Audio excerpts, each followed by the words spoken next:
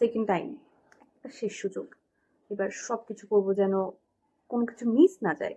যদি এইটা ভেবে থাকো দেন বল। সেকেন্ড টাইমের মেইন মোটোটা হচ্ছে প্রবলেম বেসড পড়াশোনা।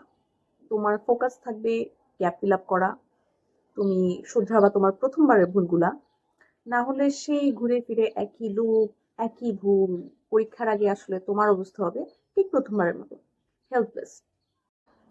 সেকেন্ড টাইম জার্নি শুরু করে হাজার হাজার স্টুডেন্ট, তো শেষ পর্যন্ত থাকে কয়জন?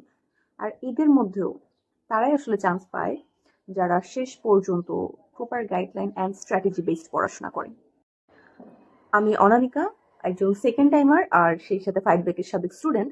আমি আজকে কয়েকটা জিনিস পয়েন্ট আউট করার চেষ্টা করবো, যদি সেগুলো মাথায় রাখতে পারো সেকেন্ড টাইমে তুমি একটা সিট নিশ্চিত করতে পারবা। সেকেন্ড টাইমের প্রথম এবং বড় ভুলটা আমরা করি আবেগে। একটা হাইপওয়ালা প্ল্যাটফর্মে ভর্তি হয়ে যাই, যেটা আমি নিজেও করছিলাম।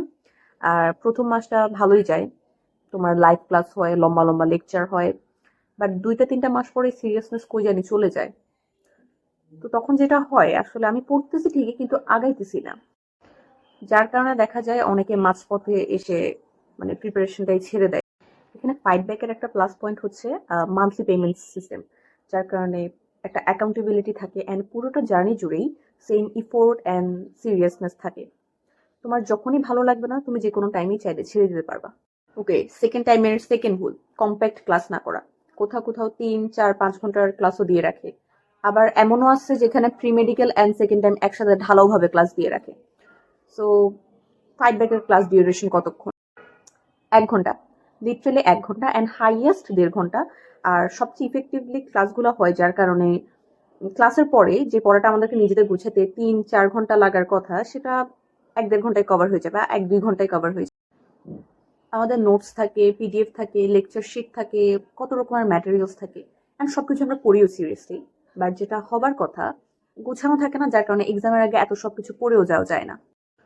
তো এখানে ফাইট ব্যাক যেটা করে, মেইন বইয়ের পাশাপাশি তোমার যা কিছু দরকার উনি সবকিছু গুছায় তোমার হাতে তুলে দিবে।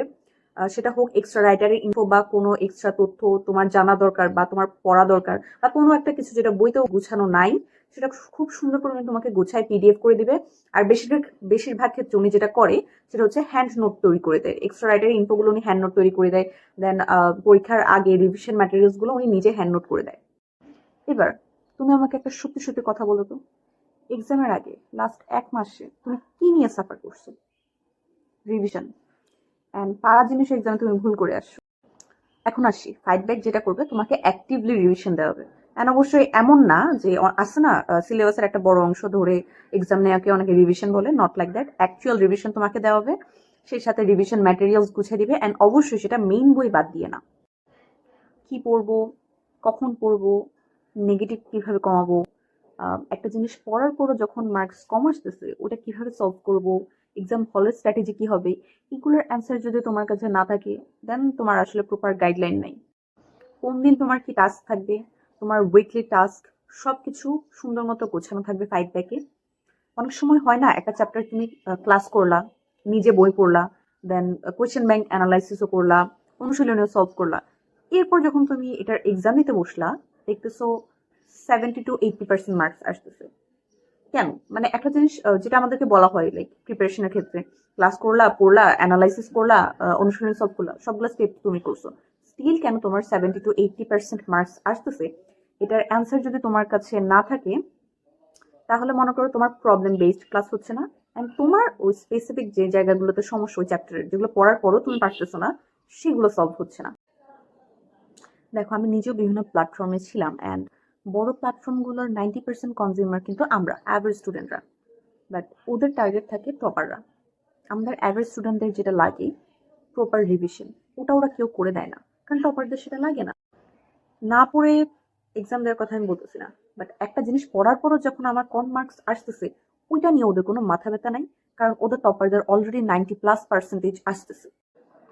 দেন নেগেটিভ কিভাবে কমাবো, এক্সাম হলের স্ট্র্যাটেজি কি হবে, প্রপার মেন্টরিং, এগুলো সবকিছু ফাইডব্যাক তোমার জন্য ইনশিওর করবে। ডেসক্রিপশন অথবা কমেন্টে আমার হোয়াটসঅ্যাপ নাম্বারটা দেওয়া আছে। ফাইডব্যাক অথবা সেকেন্ড টাইম নিয়ে যদি কোনো কিছু জানার থাকে অবশ্যই নক করতে পারো।